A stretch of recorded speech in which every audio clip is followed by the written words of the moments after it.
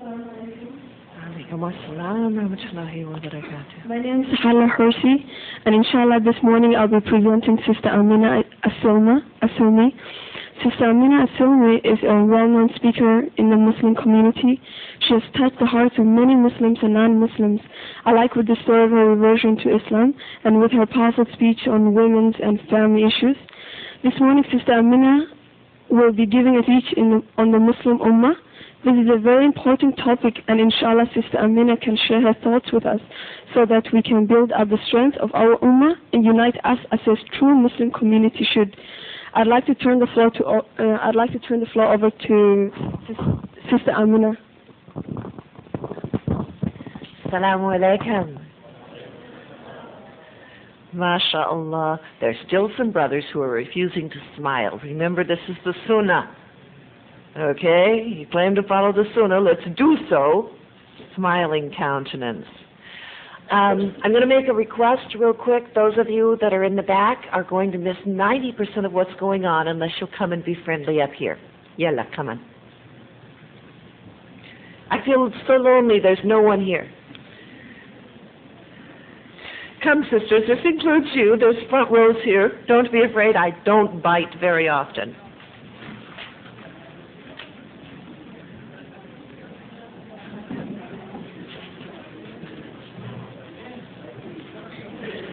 MashaAllah, this is much better. See, now we're being an ummah.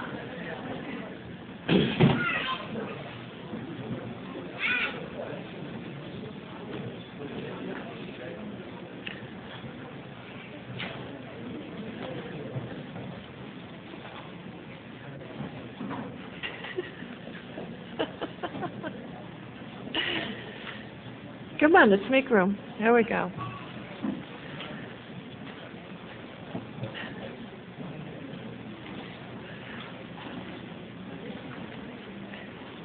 Okay, Jazakallah khairan.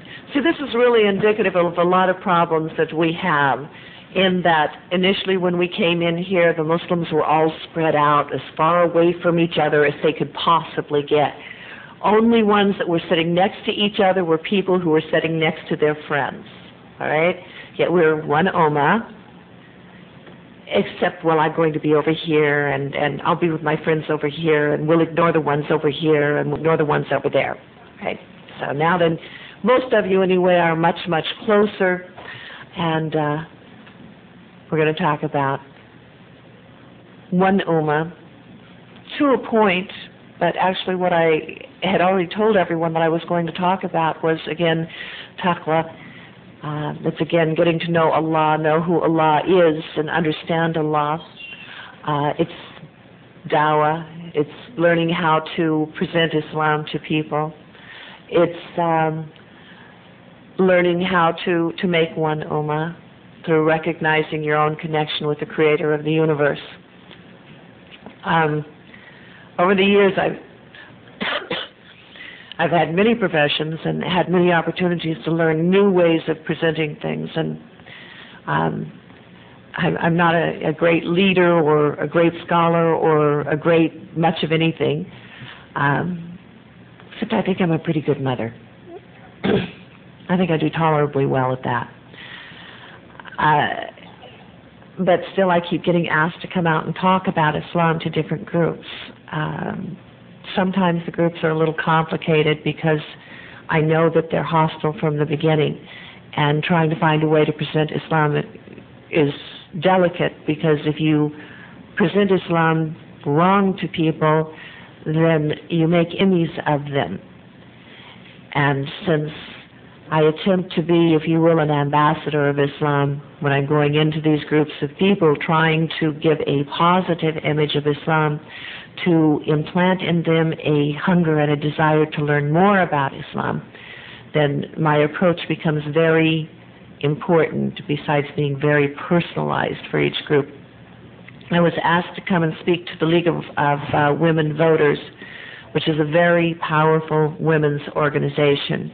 These are all women who are very highly educated. They're activists within their community. They're politically active. Most of them are top positions in corporations or businesses.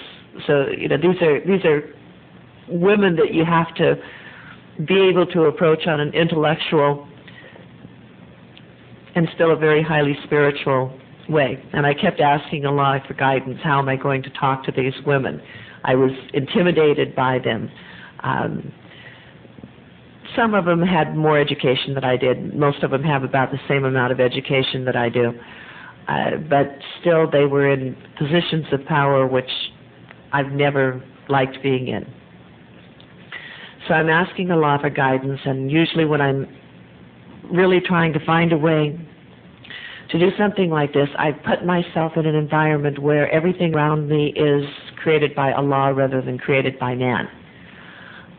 Because when we're surrounded by concrete and buildings and glass and metal and all of this stuff, then we're surrounded by what we consider to be the power of man, and it's hard to break through that connection to find the power of Allah. At least for me, being surrounded by that which is made by Allah assists me in making that transition.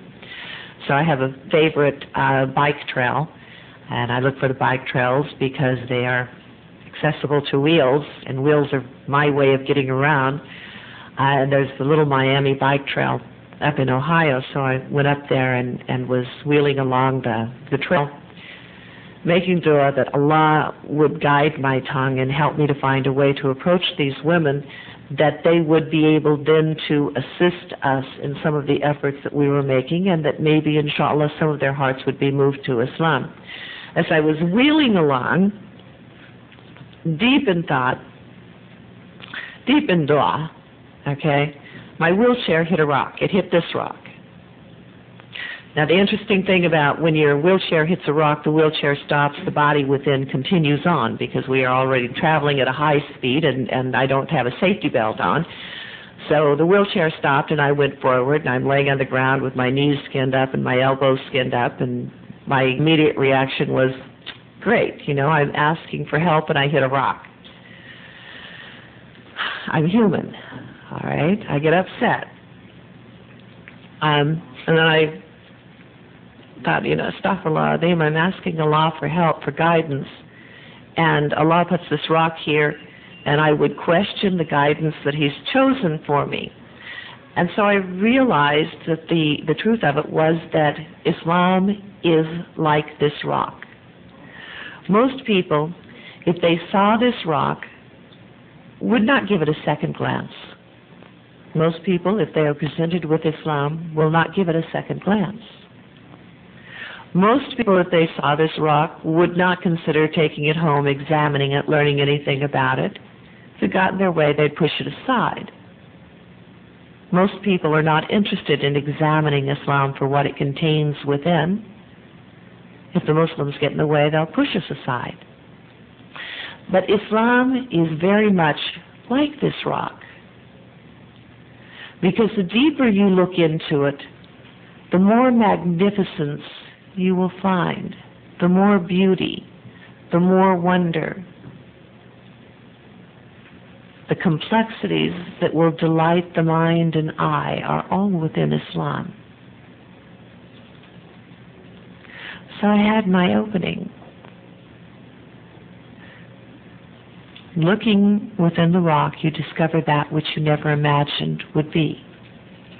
Looking within Islam, people also discover that which they would never imagine to be. And it's up to us to try and make that possible.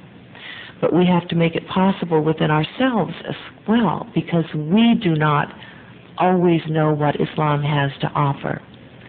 And so we look and we find difficulties in our path. We find trouble in our path. We find insurmountable odds within our path.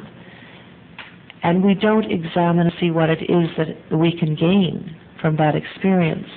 And yet within every difficulty, within every problem that Allah places before us, there is a benefit, there is a beauty, there is a process that will help us to grow and to develop in ways that far exceed what we would have imagined before. As we're dealing with life, a lot of things happen to us sometimes that are very distressing, You know, we'll be faced with illness, we'll be faced with financial loss or loss of prestige or a lot of different things like that. And we will feel sorry for ourselves and we'll complain about them. But if we actually are reading the Quran and Sunnah, we know that anything and everything that happens to us has within it a benefit. And rather than complaining about the ugliness that we are now hit with the hardness that we are now hit with, we need to examine deep inside and see what the experience has to bring to us, to offer to us. Because you may discover that that experience is the greatest experience that you will ever have had. You know, for those of you that read the little book, when I talk about my experience with cancer, terminal cancer, that it was the greatest gift that Allah ever gave to me up to this date. I have no doubt that there are greater gifts that are beyond my wildest imagination. And yet, the knowledge that everything that happens to us is to our benefit, that there's something within it that will help us, will make us better, will make our lives better, help me to benefit from the gifts that Allah was offering. If I hadn't had that knowledge, then I might have felt sorry for myself. I might have been angry. I might have been distressed or disturbed. You see, in our ignorance, our failure to understand what Allah has to offer us, we separate ourselves from Him, and we separate ourselves from each other. Allah says that we are one ummah. He has made us one ummah. There's one God, one ummah, one community. And we should be coming together, ignoring our cultural backgrounds, ignoring race, ignoring languages, overcoming those things that would separate us, those things that would make us different, and finding that which brings us to the oneness, which is the fact that we are all created by the Creator of the universe, and that He has provided us guidance that will assist us through our life to become the very best human being we could possibly be. The guidance that will assure us of holding the highest place in the hereafter as well. But we separate ourselves from Allah. We don't know what Allah has to say. We wait for someone else to tell us what it is that we are supposed to believe, what it is that we are supposed to do. We go through a lot of the physical actions without allowing ourselves to be moved in the heart, without letting ourselves to have the spiritual relationship with the Creator of the universe that is supposed to exist. And so instead our minds are filled with suspicion, our minds are filled with pain, our minds are filled with fear.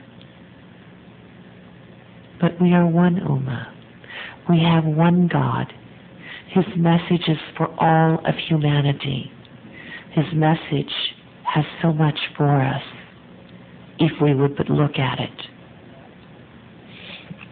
When I use the rocks for teaching people about Islam, and I use them for teaching non-Muslims, as well as teaching Muslims, and especially in working with the youth, sometimes people need to see examples. And I think the rocks really show it, and some of them you'll have to come up and see a little bit later. But one of the attributes of the Creator of the universe, Allah subhanahu wa ta'ala, is that He is the preserver. And this is a great comfort to us because it tells us that nothing we ever do will be lost. On the day of judgment, every good deed, every good thought, every good intention, every good hope, we get credit for. And Allah knows what no one else does. So if you get recognition within this life or not, it's not important. What's important is that Allah is the preserver, and since He's also the judge, He's also the reckoner, then the fact that He preserves everything is very important. But something that goes along with the knowledge that He's the preserver There's a hadith that says that when somebody intends to do a bad thing, the angel hesitates and doesn't write it until the person does the bad thing, and then it's written as one bad deed.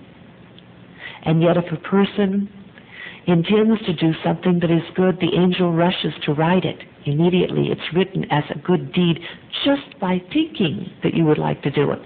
You get credit for it. And then if you actually do it, you get credit of 7 to 70 to 700 times. So you see the way Allah preserves the good and preserves the opportunity. Well, these stones actually show that, and the only way you're going to see them is to come up here and look at them. These are fossils. These are ferns that were in mud and over a period of time hardened to stone. And you can still see the ferns, and it looks like it was tiny little paintings, very delicate, painted with one hair. We call it scrimshaw. Scenic pictures. They're beautiful little forest scenes, which have, this one has a sunset in it, as well as a little river, and just, they're very beautiful. But they remind you that Allah is the preserver. And it reminds us how lucky we are on that. I have another example of that I use. The bag that I carry, okay, I call it my teaching bag. And I have within it, I have stones which give me an opportunity, because people will stop and ask me about this stone or that stone, and it gives me an opportunity to share Islam. I take every way I can to give people an opportunity to ask me about Islam so I can share it. And when people see the beautiful stones dangling from my bag, they always ask me, well, what is that? And then I can start sharing with them a little bit about Islam. And the stones here, most of them you will have to come down and see. But there's one here that, this one is called a moss agate. It used to actually be moss in water, and over time even the minerals in the water hardened to make stone. And so it still looks like it's moss in water when you look through it. But again, Allah is the preserver, and as He's preserved all of these for all times for us, it can remind you, it can assure you that there's no way that anything you ever do will be lost, because Allah will not permit it. He's the preserver, and we know He's infallible, and He never misses a beat. And that should give us a lot of courage and a lot of strength, because it frees us from the dependency upon the approval of man or the recognition of man. Because when you recognize that the approval of man or the recognition of man is not the thing that's going to get you into heaven, then you become free to act and react as Allah has ordered. And that's very important, because a lot of times we're afraid to do things, we're afraid to make changes, we're afraid to interact in different ways, because we need so much to have the approval of man. Okay? The approval of man is not what's going to get you into heaven. Now remember that you're not allowed to go out and intentionally hurt someone or do someone any injury. That's not acceptable. That would destroy an ummah very quickly. I was searching in the bag for what I call my patience rock. This is a very important, remember, we ask for patience all the time. Well, this little rock has a hole that goes all the way through it. And it was made by the steady drip of water. One drop of water at a time, finally wearing a hole all the way through the rock. And this rock reminds me that Allah is As-Sabur. He is the patient. And I am so glad that He's patient, because I need His patience. I make a lot of mistakes. I'm a little bit slow on a lot of things. I'm a little on the stubborn side. I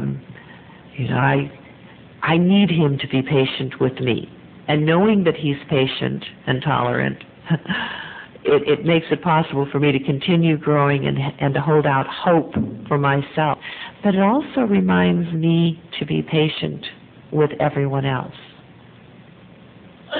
to give them time to grow, to give them time to develop, and not to expect that they would develop just in the way that I would envision, but to develop in the very best of way by helping them to understand who their Creator is.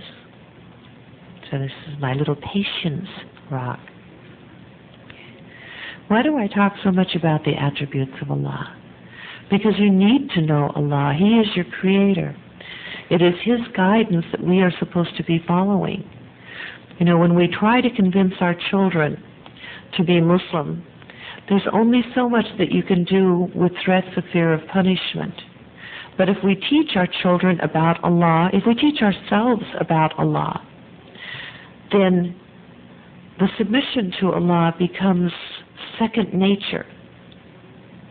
Because when you discover Allah's love, Allah's mercy, Allah is your protecting friend, when you understand what each one of these attributes means, you cannot help but feel love growing inside of you for Allah. And remember, if you love Allah a grain of sand, He loves you the ocean. If you take one step to Allah, He comes running to you. We deny ourselves so much because we don't know our Creator. We don't understand His attributes. I can't explain all of them here today. There's not enough time. But I hope to trigger something in you to make you start looking at the attributes a little bit more. Okay? So I'm going to cover as many as I can. Another one of Allah's attributes is that He is the shaper of beauty. He's the shaper of perfection. And sometimes we don't see the beauty that He's put within us. And there is indeed a beauty within each and every one of us. And that beauty is deeply buried because we don't look at ourselves. And we don't even let people to see the true us. Because we somehow think that we're not worthy, that we're not good enough, that we won't be acceptable. And so when you know that Allah is the one that makes that choice, then you don't have to worry so much and you're able to just go ahead and be you. Because it's not so important whether the man likes you or not. I'm saying man is in mankind. Okay? Well, Allah is the shaper of beauty. And by the way, these rocks, these have not been altered by my hand or anyone else's hand. This is just the way they come. And Allah shapes things in the way that He sees best. He doesn't alter from the perfection that He is creating. And whether we understand or even see the perfection that Allah has made, the perfection is there. And if we begin to look for that perfection, you will find it. In each of us, there is a level of beauty that should be apparent to our brothers and sisters.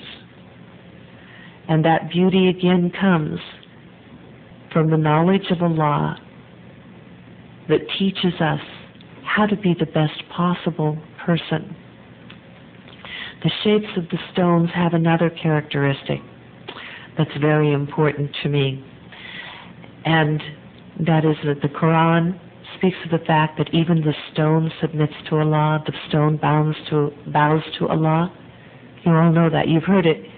You've repeated it so many times, but I'm wondering how many of you actually understand it. See, when Allah tells this stone, your appetite, then this stone will only form in certain shapes. It'll always be the same shape. No matter if it's big or little, it'll still form only in the shape that was set by Allah. So we have the appetite here. And then we have topaz, which again will only take a specific shape. Or you could look again, this one is called argonaut, and it has a lot of different crystals of different sizes, which is why I carry it, because again, as you look at it, you can see that every one of them formed in exactly the shape that was ordered by Allah. The stone does not deviate from what Allah has ordered. Allah had ordered the stone be formed in this shape, and the stone forms this shape. It does not deviate. The stone has the knowledge of Allah's power and recognizes Allah's power. The stone recognizes Allah's might. It recognizes Allah's wisdom. And it submits to the form that Allah has chosen for it. Allah has chosen for us to be one ummah. And yet we have not submitted to that. We will still find ways of dividing ourselves, of separating ourselves. We will invent excuses if we can't find something. But we will keep ourselves separate. We always think that we know better than someone else, or that we understand deeper than someone else, and we don't listen to the other person. We try to see to our needs, or what we perceive to be as everyone else's needs. And those things help to divide us more. We tend to cling to those who speak the same language, or wear the same dress, or have the same cultural background.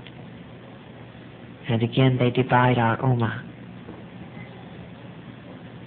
This doesn't mean that you give up your cultural identity or that you give up your language. No. But it means that you place Allah's will above everything. It means that you live Islam first. No matter what else is going on, you will react to it in the way that Allah subhanahu wa ta'ala has ordered. Because if you react to it in that way, then the results will be better. You remember that you are to be proactive and make a difference, that you change things, and that you have the wisdom to recognize what can be changed or what should be changed. Allah gives the guidance about how to change injustices. He shows us how to walk the path of life. But the only way you learn this is by turning to Allah. You need to know who He is, to see His true magnificence. In discovering His magnificence, you will also discover the magnificence of the Quran, the infallibility of the Quran. You will discover the beauty of the Hadith. And you will begin to see how important it is to your happiness, to your very survival, and to the survival of all of humanity. Everything we do must be done in the way of Quran and Sunnah, even in the way of correcting each other. Now, we don't have a lot of time, and I have so many stones that I would love to share, but I'm not going to be able to share all of them. Some of them you absolutely have to see by coming down here, because they're too small to be able to get the effect of them. But this one I'll try to share, and again, to see it, you'll have to come down. But this rock is very, very special to me. I was actually cutting a stone to make some bookends, and it was at a time when I was really verging on depression, which is not something that a Muslim should experience. When you are having the depression, it kind of shows that your iman needs a major boost. Well, Allah gave mine a major boost as I was slicing this stone, and He reminded me of this ayah through this stone. So I'm going to read the ayah because it's important. Allah is the light of the heavens and the earth. The parable of His light is as if there were a niche, and within it a lamp. The lamp enclosed in glass. The glass, as it were, a brilliant star, lit from a blessed tree, an olive neither of the east nor the west, whose oil is well nigh luminous, though fire scarce touched it. Light upon light. Allah doth guide whom He will to His light. And as I sliced the stone, I found within it the flame of a candle. And every time I look at this, it helps me to remember that Allah is An-Nur. He is the source of light. He is the light of light. And His light is the light that I pray will reflect through me. His light is the light that will lead us out of the darkest times. His light is the one that will keep us from ever getting lost.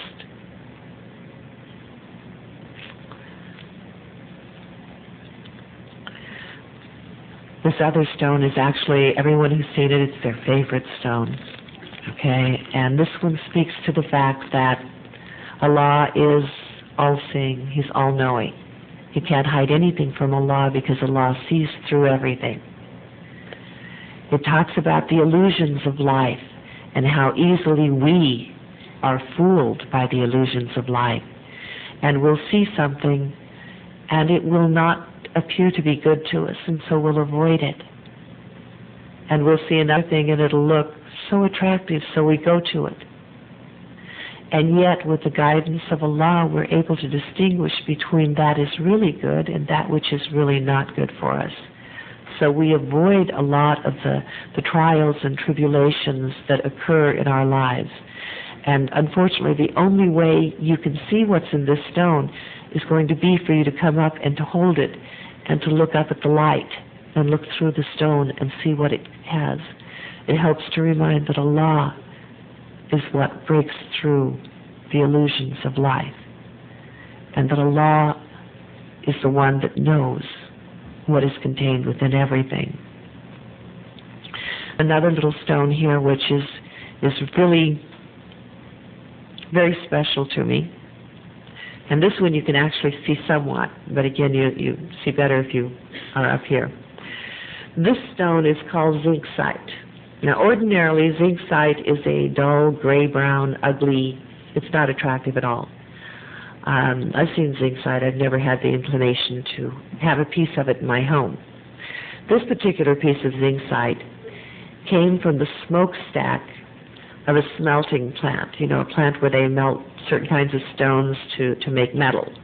All right? Well, the plant was being taken apart because the pollution from it was killing everyone. It was a deadly plant, and it was a toxic hazard. So they're taking it apart, and when they cut the chimney open so that they could dispose of it, they found the stone. And upon testing, because they'd never seen one like it, they discovered it was zincite. So the young man who was working there, having met me before and heard me talk about my stones, and he's not a Muslim yet, he brought this stone back for me to see, and he asked me, what do you think about this stone? I looked at this stone, and the first thing that came to my mind was, from the worst that man can do, see what Allah can create. It reminded me that the worst amongst us today may be the best tomorrow. It reminded me that we should not judge each other because we don't know the beauty that's within the other person. And it may be that that person is truly going to be the glorious one, while we would be debased. So we are not the judge. Allah is the judge. And Allah has the power to transform each and every one of us. The Quran itself says that when the Quran enters you, it will transform you. It will change you. You will find yourself gentled. You will find yourself more peaceful. You will find yourself with an exuberance as well, with a love, with a zest for life. Because the Quran transforms you. Allah has the power to change you.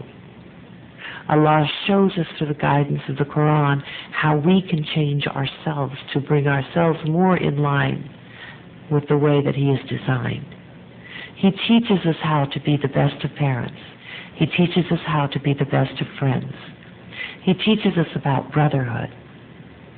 He teaches us about international relations, politics, everything. He teaches us how to be the best of human beings.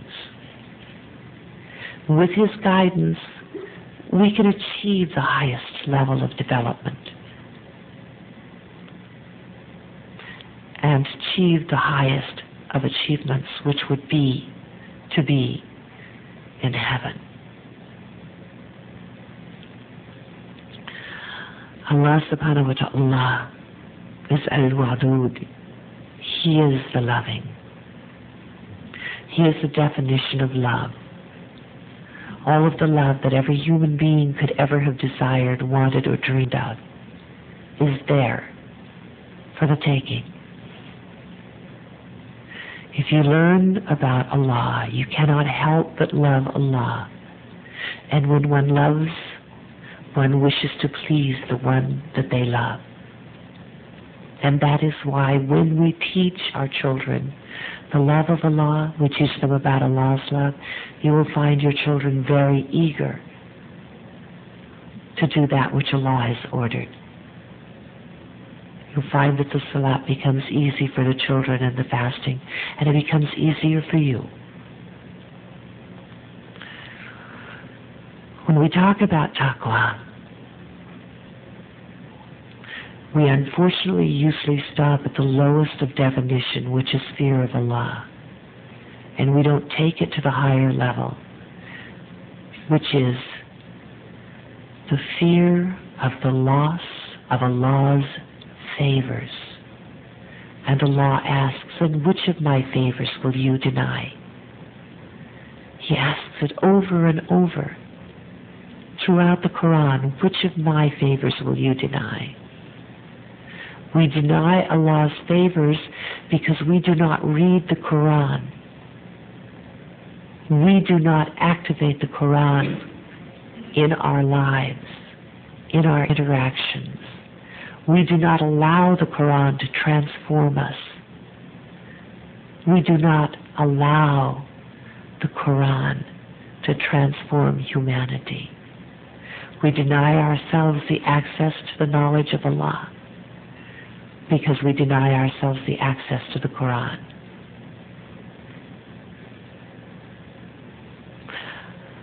Allah is of infinite patience and unbelievable forgiveness. And we need to know that because all of us make mistakes. And sometimes we fear that the mistakes we make are so bad that we're condemning ourselves to hell, and so we give up. We give up. We think, what good is it? Why should I go on? But in knowing that Allah is the most forgiving, a forgiveness that is just unbelievable, gives you the courage to continue on no matter what, because we rely on His forgiveness. We count on that forgiveness. We need that forgiveness. There's a hadith that speaks about after the Day of Judgment, Allah speaks to the angel Jibreel, and He says, "Oh Jibreel, go to hell and bring out anyone who has a stone's weight of faith." So Jibreel goes to hell and he brings out all of the people that have a stone's weight of faith. And Allah keeps sending him back for smaller and smaller amounts of faith until in the end He says, "Oh Jibreel, go back, and if they have an atom's weight of faith, bring them out of hell." And so he goes back and he brings even an atom's weight of faith out of hell. And there's another hadith that every time I read it, I end up crying.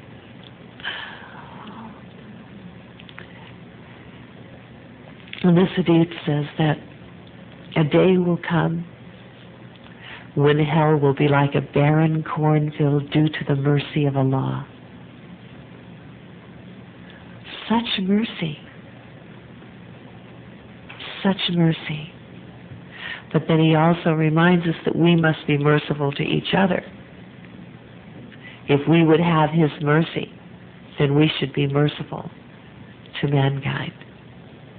He teaches the Imam to be merciful in not giving long, drawn-out khutbahs, and to recognize when the people in the congregation are tired and to cut his khutbah shorter than what maybe he had meant. To recite shorter passages of the Quran rather than longer, especially when old people or people with illness or people with little children are present. So he teaches little things about mercy, but he teaches us, even a smile is a mercy. Yes.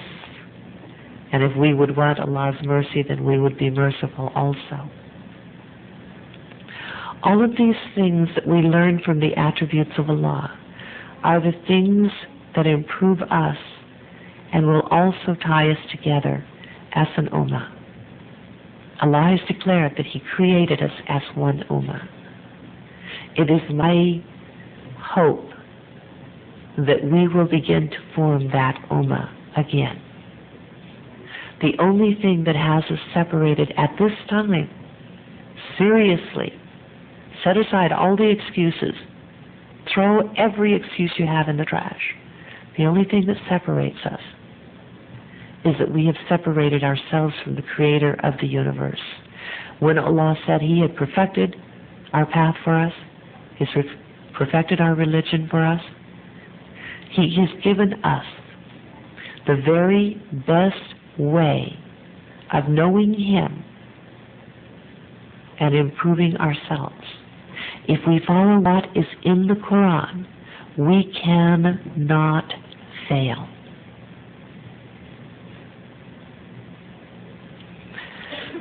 Now I'm going to stop where I am, partly because I have a flight that I have to go catch, and partly because I know that you have all been sitting through so many lectures. I want to thank you for being here, not just for me, but for each other and for all of the other speakers. I thank you for caring enough that you want to be with other Muslims. This is a beginning. I thank you for wanting Allah in your life, because it gives me hope for the future that will be. I remind you again that if there has been any good that has come from my presence here, that is from Allah. And if there have been any errors, any offenses, any mistakes, that's because I'm a human being and I am not perfection. And I ask you to forgive me for any offenses or hurts or mistakes. I ask you to pray for me, because I need your prayers. Your prayers are power. Allah hears every prayer. Even if you think He doesn't, He does. I ask you to verify what I've said using Quran and Sunnah to make sure that I haven't made a mistake, because you are accountable for the knowledge that you have. You are personally accountable. No matter who teaches you, you must verify it in Quran and Hadith. No human being is perfect. Every human being is limited. We are limited in our capacity to understand. We are limited in our capacity to share what we do understand. We all make mistakes because we're human. The Quran is infallible. Allah is infallible. Nothing else is.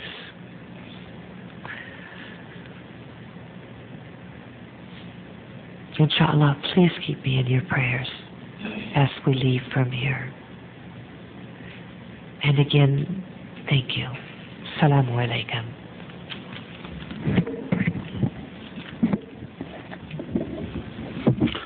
Assalamu alaikum. Alaikum assalam wa rahmatullahi wa barakatuh. I have a question.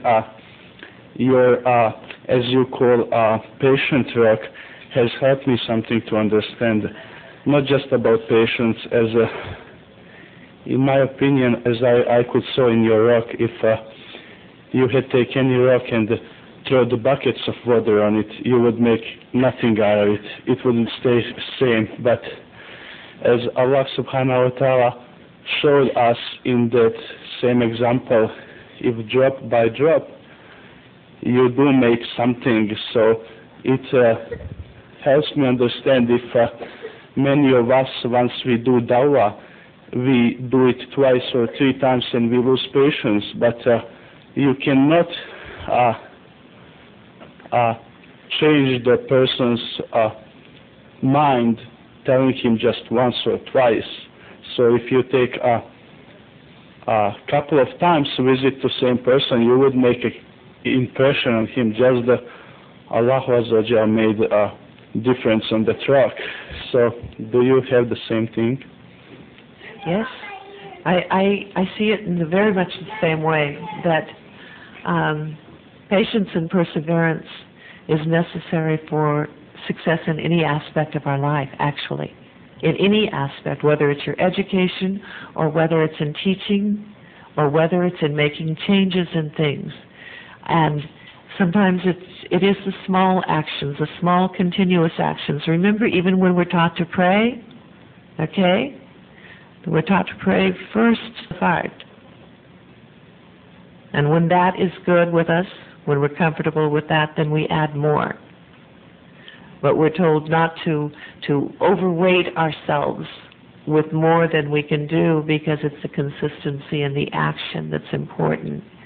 And again, there's so much that you can learn. See, Allah provides so many tools to remind us. If the Quran itself isn't enough, there's so much, everything in nature reminds us in some way of the lessons that Allah is giving.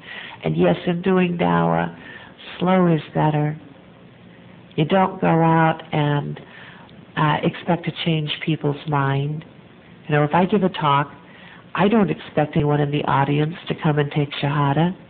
It happens sometimes, but that's rare. Okay, and usually it's because they've heard me more than once, or they've heard me and then started writing to me or something like that. Be patient, be consistent, and be gentle, little drops. My grandfather used to teach me about little bites, that the best way of doing everything was in little bites. Okay, you should eat your meal, you take small bites, you don't stuff your mouth full. Right? So that you can chew and you can digest and everything. Now, when we're teaching someone about Islam, we want to give them this mountain of information in 5 minutes' time, shove it down their throat, expect them to, chew it up, digest it, assimilate it into their bodies. And actually what it does is gag them and make them puke. So if you give them little bites, little bits of information, shwaya, shwaya, slowly, slowly, then you allow them to change one thing at a time. Again, the guidance on how to do dawah was explained first. What? You teach them about the oneness of Allah. And when this has become a part of their life, you teach them the salat. And when this has become a part of their life, okay, the first thing you need to be teaching anybody is who Allah is. Teach them about Allah. You teach them about Allah and you've done everything. Because when they become aware of Allah's magnificence, of Allah's love, Allah's mercy, they want to be with Allah. Anybody would. Thank you very much. Assalamu alaikum. Alaikum wassalam rahmatullahi wa barakatuh. I think I put everyone to sleep today. I'm sorry. Okay, we found a few more copies of the book for those people who didn't find Giving Your Children the Power of Islam or Choosing Islam. I found a few more copies of them here. If you want to be in touch with us, don't hesitate. Inshallah, we will make the announcement that at the ISNA convention, and actually at Warthadean's convention as well in Chicago, we will be releasing the first ever stamp, U.S. postal stamp, to commemorate the Muslim holidays. We have now an Eid stamp, and that is due to the efforts of thousands and thousands of Muslim children that participated by writing letters and drawing pictures and mile-long banners and postcards and getting their parents involved in the effort and everything else. And our children have set an example for us. When you see something that's wrong, you don't sit back and complain about it. You change it. And the children wanted the stamp. They needed the stamp. And in spite of the fact that the adults says, oh, we can't do it, they'll never do it, forget, give it up, okay? Our children persevered with the help of their mothers, and the children achieved success in actually what was considered a very phenomenal amount of time. So I encourage you to buy this stamp. It says in Arabic, Eid Mubarak, and it says in English, Happy Eid. But we ask you to buy it because this is our first step. We fully intend to, inshallah, have Eid made a national holiday. We're moving step by step, slowly, and actually working towards Eid as a national holiday. We've already been working on this for about 4, 5, 6 years now. Everything takes time. Again, patience, right? And we've learned that patience in making the change in the minds and the hearts of people. So please, when the stamp comes out over Labor Day weekend, get to your post office. Please buy them because it'll be very nice to let our children have the recognition for what they have achieved. And may Allah bless each and every one of those beautiful babies. Okay? I guess we're done, you know?